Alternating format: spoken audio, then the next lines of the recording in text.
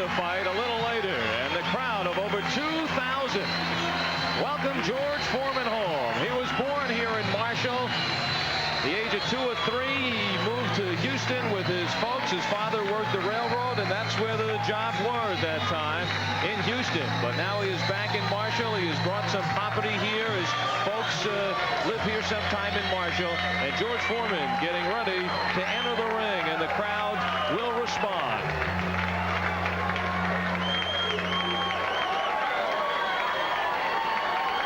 George said that here he is in Marshall. It's the first time he's in a position to get a hometown decision.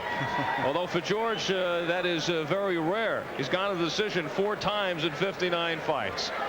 The fight plan for this one. He's not going to be out there waiting to be intimidated by George Foreman. He's not as tall as me, so which means he's going to have that Tyson sort of thing. Try to keep your head low as possible and try to stay out of the range of my power, which is what everybody does anyway. I'm looking to throw punches. And, you know, he's a big farmer, and I'm looking forward to try to miss those and try to land mine. As good a strategy as I've heard going up against George Foreman. For the introductions, let's go to our ring announcer, John Gordon. Ladies and gentlemen, introducing our main event of the evening. This bout scheduled for 10 rounds in the heavyweight division. Your referee from Houston, Barry Yates.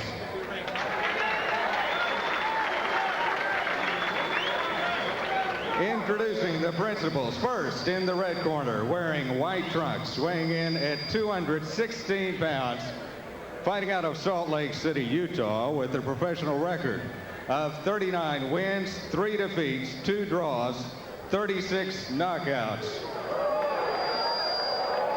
Tony Fulilangi.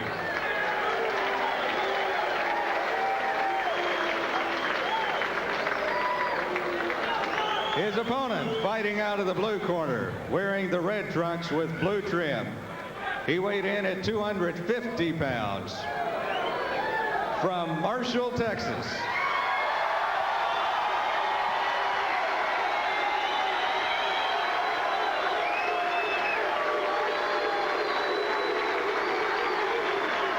With a professional record of 57 wins, 2 defeats, 54 knockouts. Here is the former heavyweight champion of the world, George Foreman. 10 rounds heavyweight.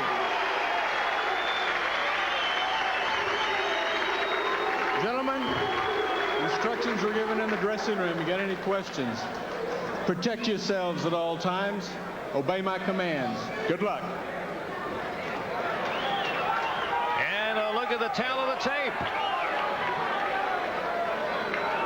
Foreman, 2 inches taller, several pounds heavier, and Foreman will not allow you to take his reach. Put an extra tape to do that. Foreman, by the way, is now ranked number 17 in the world by the WBC. And Sean, in the fights we have seen him, he has won essentially with that, the jab. That left jab has set up everything for Foreman, and he's got a beautiful left jab. Fulilangi trying to stay away. So has all the other opponents for Foreman. This time Foreman is moving in at this rate. If he continues to fight, this is intense as we have seen him in some time. This is going to be a very short fight.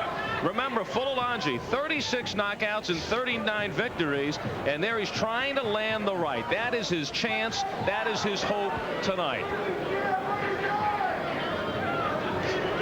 And the reason that he's trying to land that right hand is, first of all, he's got the power, but also, look at the left hand of Foreman. He's carrying a different style now. He's got it down by his waist, trying to flick it up.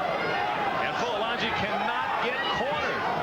He has to make every attempt to get out of it. There's a left, and there's a right by Fulilangi.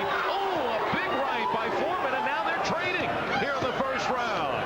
Fulilangi as game an opponent as Foreman has seen in some time. And Fulilangi, 81.8% of his fights end in knockout. For Foreman, 91.5%. 98% knockouts between the two. Foreman getting hit on here in this first round. They figure he better end this quickly. There's that left jab, and look at the size of that reach. What do you think the reach is? Oh, a couple hundred feet. He's got into the 80s. Incredible arms. Figure is about 80, and now Fulilangi again in the corner, almost picked up off the canvas, and he battles back with a couple of rights. What many people try to do is they try to go inside that danger zone of Foreman, but those uppercuts, like he just threw there, are what keeps him out of that danger zone. Without him going inside. A minute to go in this first round. And I think Foreman has thrown more punches and taken more in this first round than he has in his last 3 fights. Fulilangi is just trying to get that one shot in, looking for the home run. He is taking tremendous punishment already in the first round.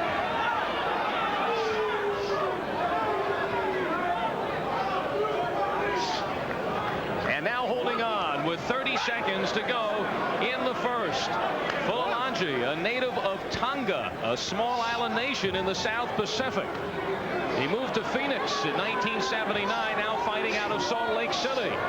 And he is game here in the first 3 minutes. And George Foreman just winds up and he throws those bombs. What power this man has.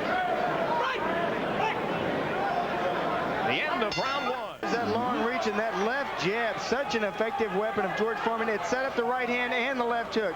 Big bombs. They're all very slow, but they are connecting. And if you look very closely at the face of George Foreman, you can see in this fight he has worked up a sweat. Now pinning Fulilangi into the corner. Fulilangi has lost just 3 times, but 2 of those defeats have come this year. TKO'd in the 4th round by Bert Cooper in March, and then in July knocked out in the 2nd by Freddie Raftery in South Africa. A fight that Fulilangi was not there, only in spirit. Fulilangi cannot stand in that corner. He can't take those big bombs. There's a big He's uppercut. shaken, coming back though with shots of his own. And George Foreman using the elbows, using the body to try to pull Fulilangi, pull him into the corner.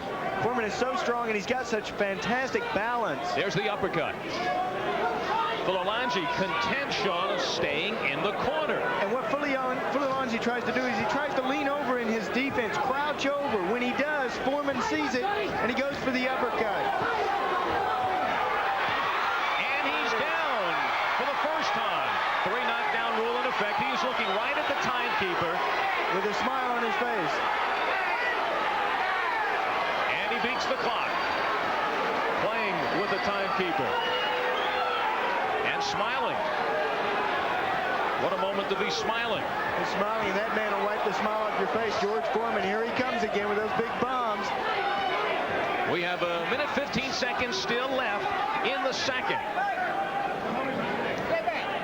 And as concerted of an effort as we have seen Foreman in his last 3 or 4 fights. Foreman's trying to rough him up. There's a big right hand, and Fulilangi needs the rest. He needs the 10 seconds here. 3 knockdown rule in effect. Now he's wobbly. He sees the count. He has 50 seconds now to survive. One more time, he's down. It's over here in the 2nd. That could be it. Oh, Foreman thought it was over. Fulilangi responds. Wild swing, and it's over. I don't think he even connected, but it is being counted as a knockdown, and it is over. What a finish. Fulilangi did not look like he wanted to be in this fight. After that first knockdown, he looked over and he smiled at the referee. That is serious business out there. That man, George Foreman, took the smile off his face. And George Foreman is now 13-0 with 13 knockouts since the comeback. March of last year after 10 years off.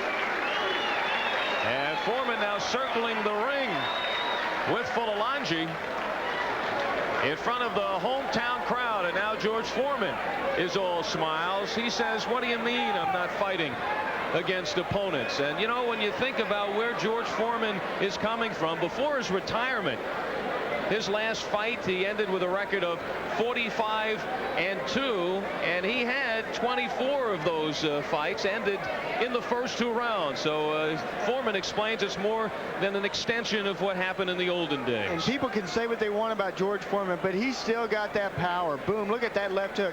Not only the power in the right hand, the power in the left hook, the uppercut's beautiful, the left jab is beautiful, but what he has a problem with is that speed. He is very slow. If he connects anybody that he hits with those right hands, they're going to go down.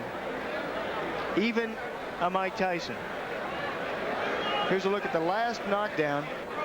Fulilangi at this point looked as though he was uninterested in being in this fight. He had lost the concentration of trying to be competitive. Once he went down, but how would you rate Fulilangi with the 12 previous opponents that Foreman faced? Fulilangi tried. And you've got to give him credit for that. He tried. He went in there. He threw some punches. He landed some shots.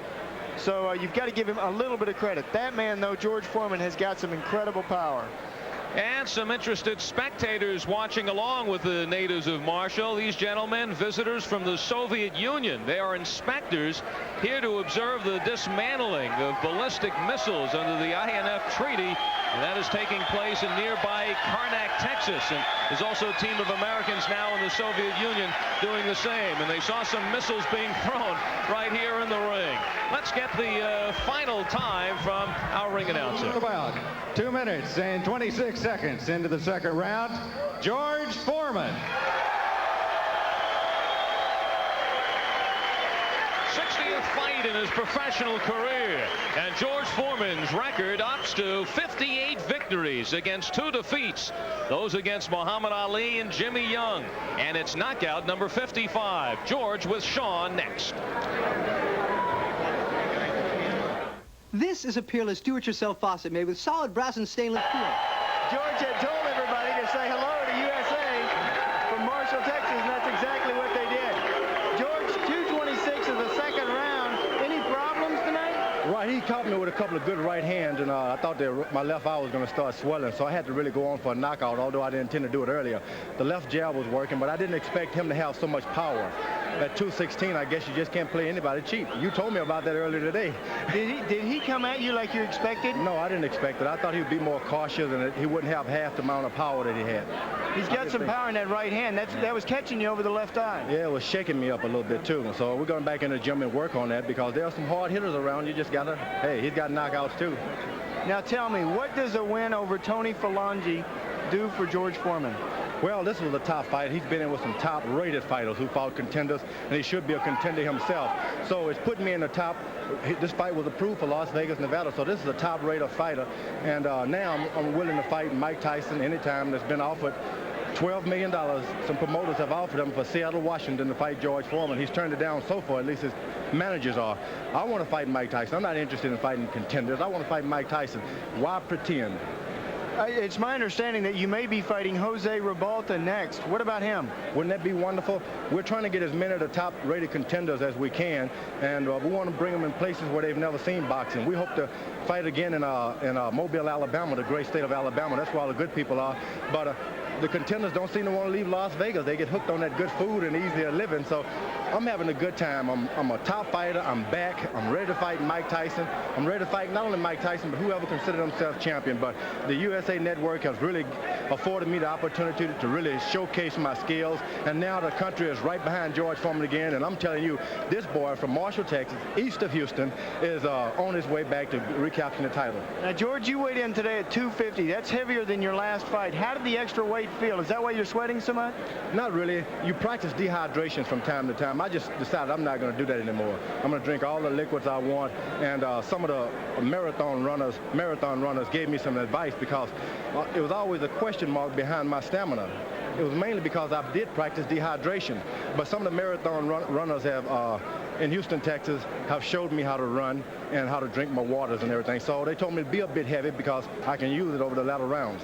Well, you looked fantastic tonight. No problem with stamina here because he ended it in the second round. That's the way I like it. That's the best way to test your stamina.